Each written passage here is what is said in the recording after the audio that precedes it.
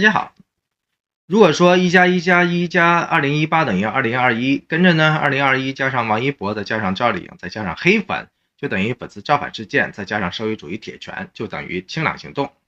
那么1+1减1加2021等于赵丽颖加野蛮生长减去王一博加无名等于2022。